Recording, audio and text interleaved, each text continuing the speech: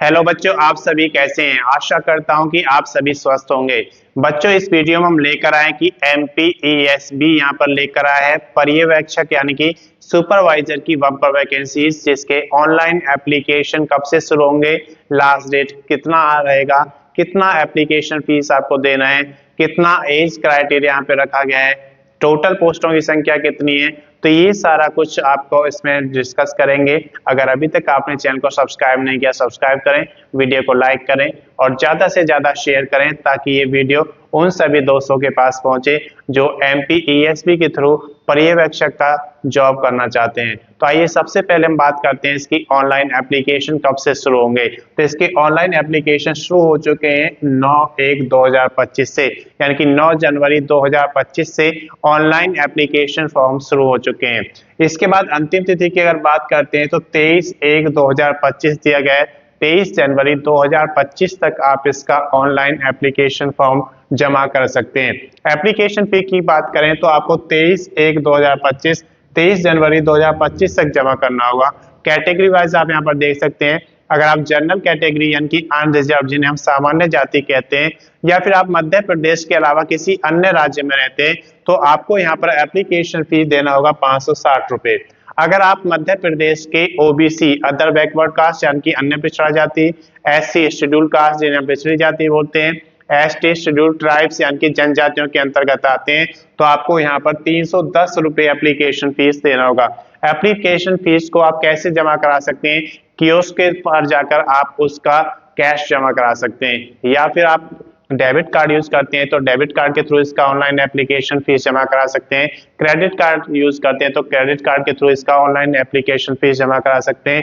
और अगर आप नेट बैंकिंग यूज करते हैं तो नेट बैंकिंग के थ्रू भी इसका ऑनलाइन एप्लीकेशन फीस जमा करा सकते हैं। इसके बाद बात करते हैं यहाँ पर करेक्शन लास्ट डेट की।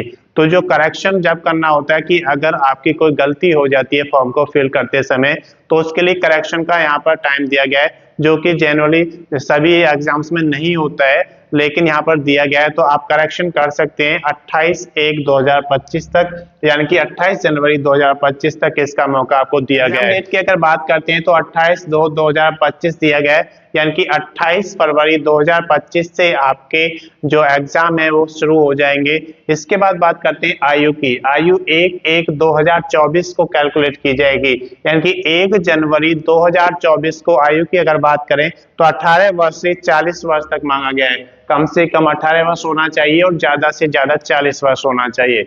अगर आप मध्य प्रदेश के अंदर रिजर्व कैटेगरी में आते हैं तो आपको यहाँ पर आयु में छूट दी जाएगी। तो आयु में जो छूट मिलेगी वो एमपीईएसबी पर्यवेक्षक भर्ती का जो नियम है उसके अनुसार आपको इसमें छूट दी जाएगी। इसके बाद हम बात करते हैं कुल पदों की संख्या। तो कुल पदों की संख्या यहाँ पर 660 दी गई है, जो पुरुष और महिलाओं दोनों के लिए दी गया है। पुरुषों के लिए यहाँ पर 32 वैकेंसीज हैं और महिलाओं की बात करें तो 628 वैकेंसी दी गई हैं, यानी कि यहाँ पर महिलाओं के लिए वैकेंसी ज्यादा दी गई हैं। इसके बाद बात करते हैं योग्यता की, क्वालिफिकेशन। तो यहाँ पर 12th और स्नातक, आपने अगर 12th किया है तो आप कुछ पर्यवेक्षक के लिए यहाँ पर एलिजिबल है, आप उसका फॉर्म फिल कर सकते हैं। और कुछ में स्नातक मांगा गया है तो उसके लिए आपके पास स्नातक होना जरूरी है। 5 वर्ष का अनुभव इसमें आपसे मांगा गया है कि आपके पास पर्यवेक्षक का 5 वर्ष का अनुभव होना चाहिए। डॉक्यूमेंट्स की अगर बात करते हैं तो डॉक्यूमेंट्स आपको अपलोड करने होते हैं जब आप ऑनलाइन एप्लीकेशन जमा करते हैं। तो उसमें सबसे पहले आते हैं आपके एलिजिबिलिटी डॉक्यूमेंट्स। एलिजिबिलिटी में क्या है कि आपकी क्वालिफिकेशन जो इस भर्ती के अनुसार 12th या स्नातक जो भी आपका, उसके अकॉर्डिंग आपको अपने पास रखना है। उसके साथ साथ आपके पास क्या होना चाहिए, एलिजिबिलिटी में आपका आईडी प्रूफ भी आपके पास होना चाहिए, आपके पास एड्रेस प्रूफ होना चाहिए, आपके पास फोटो होना चाहिए, सिग्नेचर, आप एक पेज पर सिग्नेचर करेंगे तो वो आपके पास होना चाहिए। डोमिसाइल सर्टिफिकेट आपके पास होना चाहिए, आप किस स्टेट में रहते हैं उसका डोमिसाइल सर्टिफिकेट होना चाहिए। अगर आप मध्य प्रदेश के रिजर्व कैटेगरी में आते हैं तो आपके पास कास्ट सर्टिफिकेट भी होना चाहिए। तो ये सारे डॉक्यूमेंट्स आपको रेडी रखने हैं, क्योंकि जब आप फॉर्म फिल करेंगे तो ये सारे डॉक्यूमेंट्स आपको अपलोड करने होते हैं। इसके बाद हम बात करते हैं बेसिक डिटेल्स की। तो जब ऑनलाइन एप्लीकेशन आप जमा करते हैं तो उसमें आपको बेसिक डिटेल्स फिल करनी होती हैं, जैसे क्वालिफिकेशन, उसके बाद आपका डेट ऑफ बर्थ, आपका नेम, फादर्स नेम, आपका एड्रेस, एड्रेस परमानेंट और अगर पोस्टल अलग अलग है तो दोनों देने होते हैं। तो ये सारी डिटेल्स आपकी बेसिक डिटेल्स में आ जाती हैं। जब आप ये बेसिक डिटेल्स कंप्लीट कर लेते हैं उसके बाद आपको डॉक्यूमेंट्स अपलोड करने होते हैं, फिर उसके बाद फोटो और सिग्नेचर अपलोड करने होते हैं। तो ये सारी चीजें जब आपकी कंप्लीट हो जाती हैं तो उसके बाद आप उसका प्रीव्यू चेक करेंगे। तो जब आप प्रीव्यू चेक करते हैं तो अगर उसमें आपको लगता है कि कोई गलती है तो आप उसे सुधार सकते हैं, और अगर प्रीव्यू चेक करने के बाद आपको लगता है कि सब कुछ ठीक है तो आप उसका फाइनल सबमिशन कर देंगे। और फाइनल सबमिशन जब आप कर देंगे उसका, तो उसका आपको प्रिंट आउट लेना जरूरी है, क्योंकि प्रिंट आउट से आपके पास एक रिकॉर्ड रहता है कि इस भर्ती में कौन कौन से डॉक्यूमेंट्स आपने अपलोड किए हैं, कौन कौन से डॉक्यूमेंट्स आपको भर्ती में आगे चाहिए।